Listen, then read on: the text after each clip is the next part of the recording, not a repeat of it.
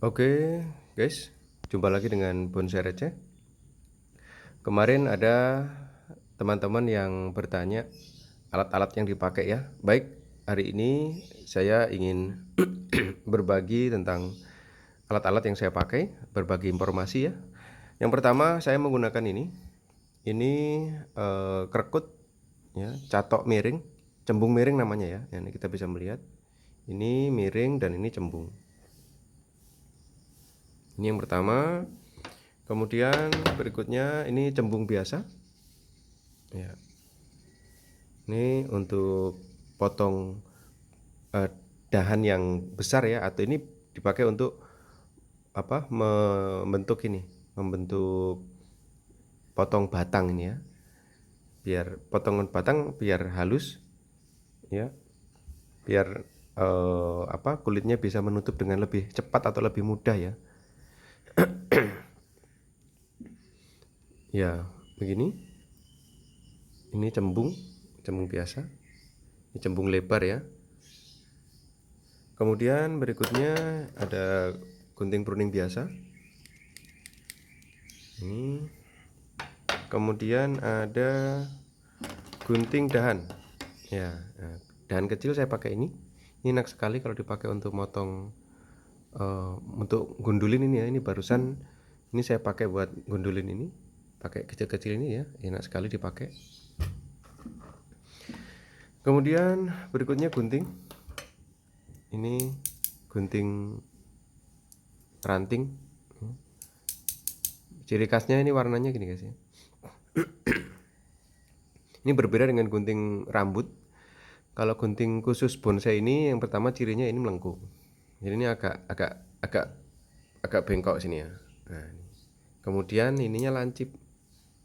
Ujungnya lancip sekali. Ini untuk menjangkau ranting-ranting yang di dalam-dalam itu gak gampang guys, ini seperti ini ya. Dan ini lancipnya itu begini ya. Bedanya ini dengan gunting potong ya, potong rambut ya. Nih, terus kemudian ciri khasnya ini biasanya warnanya ini hijau kuning atau biru kuning ya. Biasanya begitu. Tapi nggak selalu sama sesuai dengan selera pabriknya ya. Kemudian berikutnya saya menggunakan ini. Ini namanya pisau okulasi. Ini saya pakai buat belah batang ya. Belah batang. Contoh seperti ini ya. Waktu kecil kita belah batang. Itu enak pakai ini. Dan ini tajam juga ya. Kemudian untuk nempel juga, misalkan kita membutuhkan cabang yang di posisi nggak ada, tapi di situ harus ada cabangnya, tapi tunasnya nggak ada, terpaksa dilakukan penempelan. Ya, itu untuk menyayat kulit, disayat nih, dibuka, kemudian kita masukkan cabang kecil yang ingin kita tempel atau sambung sisip lah ya. Kemudian berikutnya ada ini pisau ukir sebenarnya guys, tapi ini saya pakai untuk untuk menjangkau bagian-bagian yang agak susah itu ya. Kita pakai ini pisau lancip. Ini pisau ukir. Tuh. Tapi enak sekali ya untuk sudut-sudut yang kecil gitu. Kita pakai ini.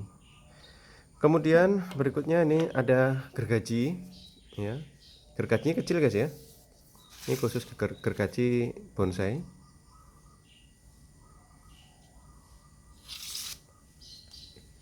Oh iya, kemarin ada yang nanya belinya di mana. Saya menyediakan untuk ini ya. Saya bisa melayani bila mana teman-teman membutuhkan gunting yang kerekut, catok, cembung ya. Anda bisa pesan. Kemudian berikutnya ini adalah salep kambium. Ya. Oke. Jadi kalau habis kita potong, kita oles ini untuk mempercepat penyembuhan, untuk menghindari kering, menghindari kayu yang terpapar langsung begitu dipotong, ibaratkan luka ya. Mempercepat penyembuhan, kemudian ini mengurangi kering ya.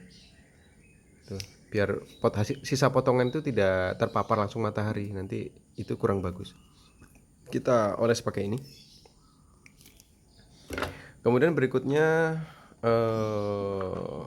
ini Tadi kalau ada ukir, ini juga sama ukir. Ini ukir, saya juga pakai ini. Ini saya pakai untuk memberikan sayatan di batang. Jadi kalau kita ingin batang utamanya terkesan tua, kita bisa pakai ini. Ya biasanya hanya sebenarnya pakai ini aja cukup ya. Disayat-sayat itu batangnya atau kulitnya. Tapi hasilnya lebih bagus guys kalau yang pakai ini. Ini juga tajam sekali ini. Ini kita pakai nyayat gini. Begitu, kemudian ada juga ini pahat. Ini pahat untuk bonsai besar. Biasanya kalau kita dapat bonsai yang dongkel itu kita rata-rata butuh ini ya. Ini untuk memotong akar yang besar, memotong batang yang besar, dimana gunting catok krekut itu tidak ngatasi ya. Kita pakai ini, kita pahat ini, kita pakai palu. Kemudian ada ini plastik, ini saya lupa namanya apa, P02 atau ya apa ya, ini untuk okulasi.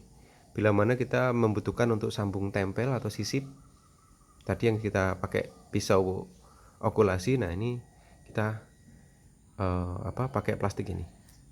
Kemudian berikutnya ada kawat wiring ya. Saya ada beberapa ukuran. Ada yang besar, ini untuk membengkokkan cabang atau ranting yang sudah agak keras gitu, kita pakai yang agak besar. Atau mungkin batang utama kalau kita mau main main ekspresionis ataupun saya yang kita liuk-liuk gitu, meliuk-liuk, itu pakai yang agak besar. Kemudian kalau ranting-ranting kecil kita pakai ini aja cukup. Kalau tunas-tunas yang baru tumbuh itu seperti kita lihat di depan ini, saya aplikasikan di sini ya. Ini banyak pakai ini untuk mengatur percabangan. Kalau nggak diatur kan nih cabangnya ini ke atas semua ya guys ya.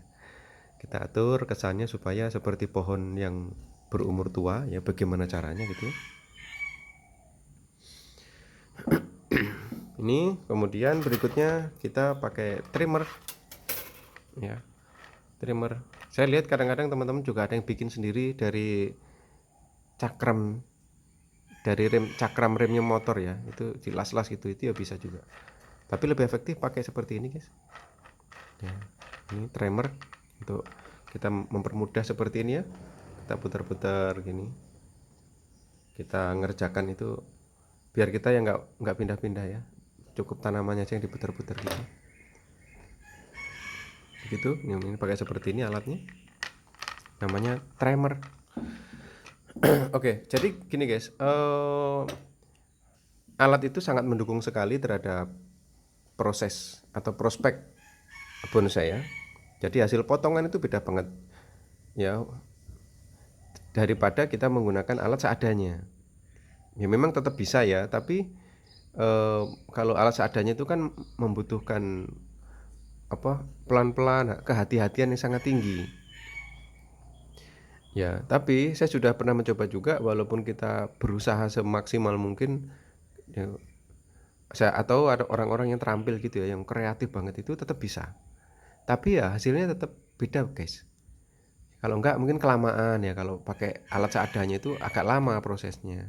Hasilnya juga kurang maksimal, hasilnya kurang bagus. Hasil potongan kurang bagus ya, terutama yang kita potong batang ya. Potong batang itu hasilnya sangat berbeda. Hasilnya berbeda. Ya, begitu untuk review alat-alat yang saya pakai. Dan pernah saya lihat juga di jaring sosial itu ada yang menggunakan ini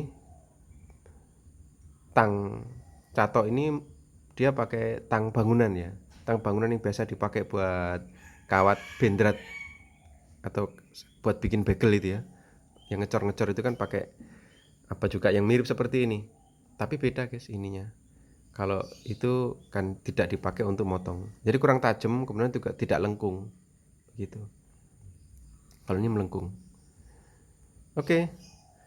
Berikut reviewnya. Semoga manfaat. Terima kasih kunjungannya.